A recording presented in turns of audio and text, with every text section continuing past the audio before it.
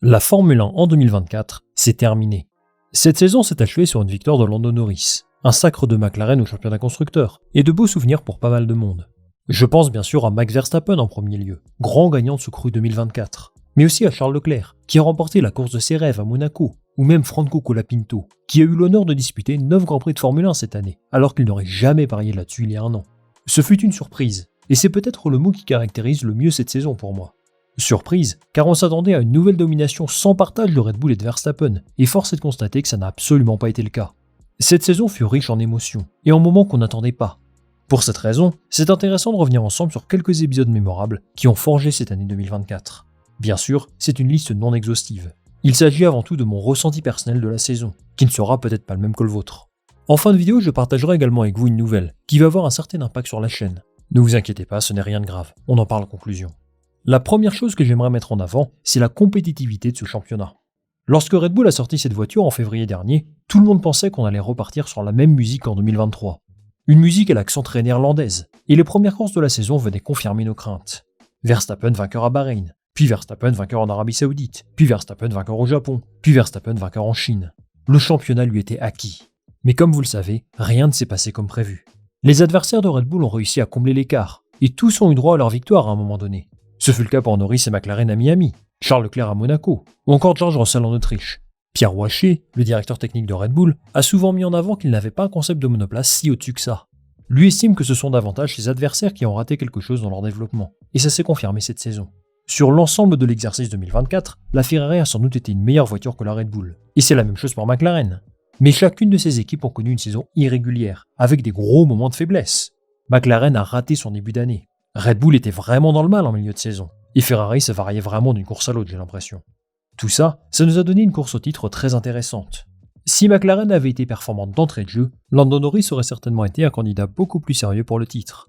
Mais McLaren n'a pas tout perdu pour autant, bien au contraire. Ils ont décroché un titre, puisqu'ils sont devenus champions constructeurs. C'est leur premier titre depuis 2008 et le championnat de Lewis Hamilton, et c'est le premier titre constructeur depuis 1998. Il faut se rendre compte que ce qu'ils ont fait cette année est juste monstrueux. Rappelons qu'en 2023, à l'issue du Grand Prix d'Arabie Saoudite, McLaren était dernière du championnat. Un an et demi plus tard, ils sont champions. C'est fou. On peut mettre en avant qu'avec un coéquipier plus fort que Pérez, Verstappen et Red Bull auraient pu décrocher le titre. Mais même si les contre-performances de Checo ont bien aidé McLaren, ce ne serait pas leur rendre hommage que dire ça. Il faut plutôt mentionner leur travail très cohérent depuis quelques mois, leurs investissements intelligents, comme leur nouvelle soufflerie, leur changement organisationnel réussi, porté par Andrea Stella, le choix de donner sa chance à un jeune pilote comme Oscar Piastri. Toutes ces actions leur ont permis d'en arriver là, et c'est fantastique pour eux. On peut tout de même regretter certains de leurs choix. Avec des décisions stratégiques plus claires et un meilleur début de saison, Lando Norris aurait pu disputer le titre à Max Verstappen.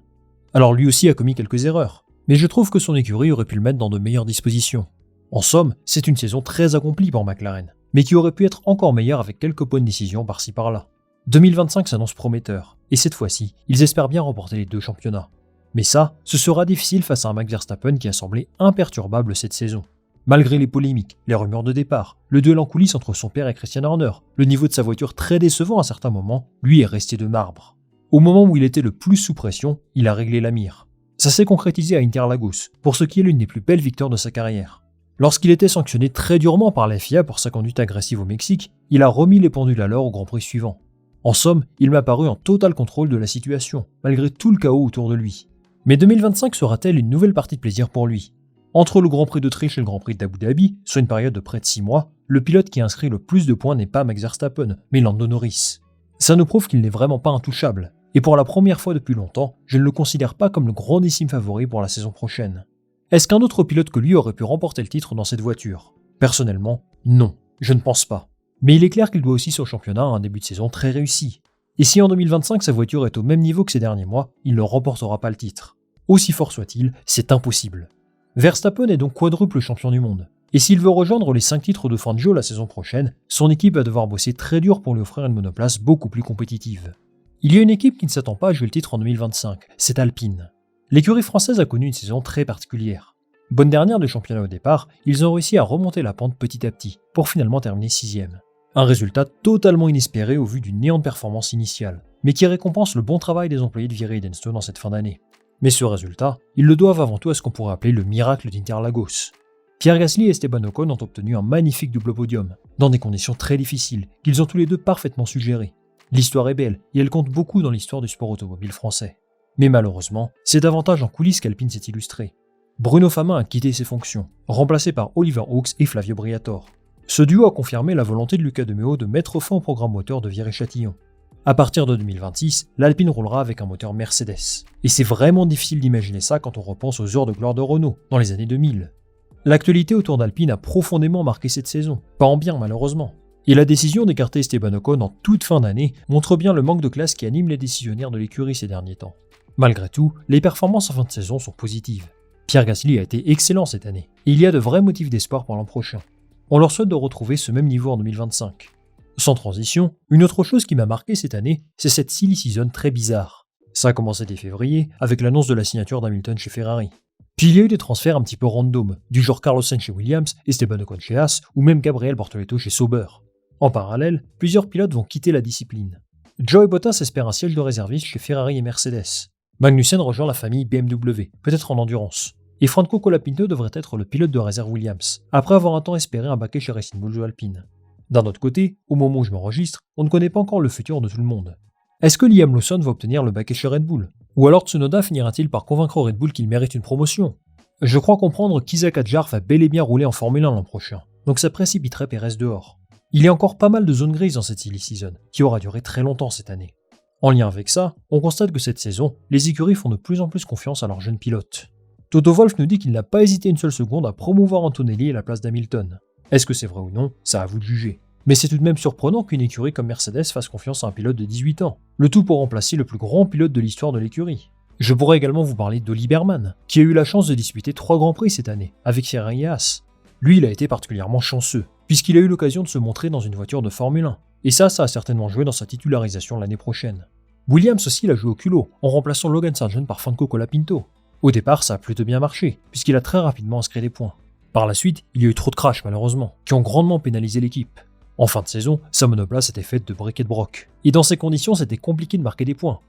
Ailleurs sur la grille, Sauber a tout fait pour signer Gabriel Bortoleto, qui a remporté le championnat de Formule 2 cette année. C'est totalement mérité pour lui, puisqu'il a eu une progression assez impressionnante ces 2 dernières années. L'an prochain, il va devoir faire preuve de beaucoup de talent pour faire fonctionner cette voiture, qui n'est clairement pas une machine de guerre. Enfin, Jacques Doane aura fort à faire pour conserver son baquet, qui est déjà sous la pression de Franco Colapinto. C'est ce qu'a déclaré Flavio Briatore à la presse, qu'il n'hésitera pas à prendre un autre pilote plus attractif si jamais une opportunité de marché se présente. Seules des bonnes performances en piste lui permettront de sécuriser son avenir dans la discipline. Allez, après avoir parlé des futurs rookies, place à ceux qui ont brillé cette année. J'aimerais vous dire que j'ai vraiment apprécié de voir de nouveaux visages gagner des courses cette saison. George Russell, Carlos Sainz, Charles Leclerc, Lando Norris, Max Verstappen, Oscar Piastri et Lewis Hamilton ont tous remporté au moins 2 courses. C'est quelque chose de rare, et ça nous prouve qu'on a connu une saison de haut niveau. Il y a surtout beaucoup à raconter autour de ces victoires. La victoire de Charles Leclerc à Monaco est forcément très émouvante. Même chose pour sa victoire à Monza, avec tous les tifosi, c'était magnifique. Son coéquipier Carlos Sainz a réussi à gagner plusieurs fois, alors qu'il s'en va en fond de grille. C'est une belle façon pour lui de conclure le chapitre chez Ferrari. Il y a aussi eu la première victoire de Norris à Miami, avec un peu de chance évidemment, mais il en a gagné plusieurs après, alors qu'il courait après un succès depuis longtemps. Il y a également eu 2 victoires pour Piastri cette saison, et lui aussi on l'attendait au tournant. Enfin, bien sûr, comment ne pas parler de la victoire de Lewis Hamilton chez lui, à Silverstone. C'était un incroyable moment d'histoire. Il a renoué avec le succès, le premier depuis 2021, dans sa dernière année avec Mercedes. Respect, ce fut un moment extraordinairement émouvant. Avant-dernier point de la vidéo les amis, je trouve que 2024 nous a réservé son lot de surprises, à tous les niveaux. J'ai en tête le retour de Flavio Briatore, qui aurait pu prédire ça honnêtement. Il y a aussi un partenariat hyper intéressant entre Haas et Toyota, qui a certainement dû réjouir Esteban Ocon.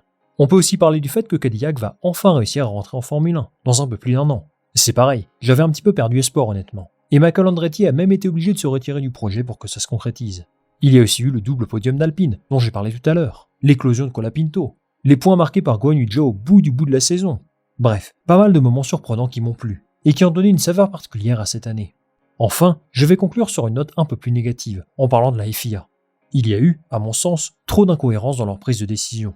Les sanctions appliquées en piste changent radicalement d'un Grand Prix à l'autre. Ils distribuent des punitions et des amendes pour usage de gros mots. On a parfois cru à un cirque. Et j'aimerais à l'avenir voir une ligne de conduite beaucoup plus cohérente. Est-ce que ça passe par des commissaires permanents, par un règlement sportif plus clair pour les pilotes, mais aussi pour les spectateurs? Peut-être, mais ce qui est sûr, c'est qu'ils ont du pain sur la planche pour cet hiver. Merci les amis d'avoir suivi cette vidéo jusqu'au bout, j'espère que celle-ci vous a plu. Comme promis dans l'introduction, petite annonce qui va changer un tout petit peu la façon dont fonctionne la chaîne. Pendant les 6 prochains mois, je ne serai plus chez moi. Ne vous inquiétez pas, je n'ai pas été viré de mon appartement ou quelque chose comme ça. Je suis parti la semaine dernière en voyage pour 6 mois. Concrètement, on va voyager dans plusieurs pays d'Amérique latine, où on a commencé au Guatemala donc, et on va progressivement s'orienter vers le sud. Qu'est-ce que ça va changer à la chaîne? Eh bien, pas grand-chose honnêtement, parce que moi je vais continuer à travailler de la même façon. Bon, en ce moment il y a 7 heures d'écart avec la France, donc forcément je travaille un petit peu en décalé, mais ma façon de procéder va rester la même finalement. On va rester sur une base de 2 ou 3 vidéos par semaine, centrées sur l'actualité, et normalement tout sera comme avant. Donc voilà, maintenant vous êtes au courant de ce projet qui va forcément animer ma vie pendant ces 6 prochains mois, et j'aurai peut-être l'occasion de vous en parler un peu plus en détail. Avant de se quitter, je vous invite à liker cette vidéo si elle vous a plu, à la partager autour de vous, et bien sûr à vous abonner pour le référencement, la visibilité, tout ça. J'attends en commentaire bien sûr votre avis sur la saison 2024. Est-ce qu'il y a des moments qui vous ont marqué plus que d'autres? Des choses que je n'ai pas mentionnées personnellement? Moi je lirai ça attentivement. Merci pour votre soutien, et on va se retrouver très vite pour une nouvelle vidéo. Salut, à la prochaine.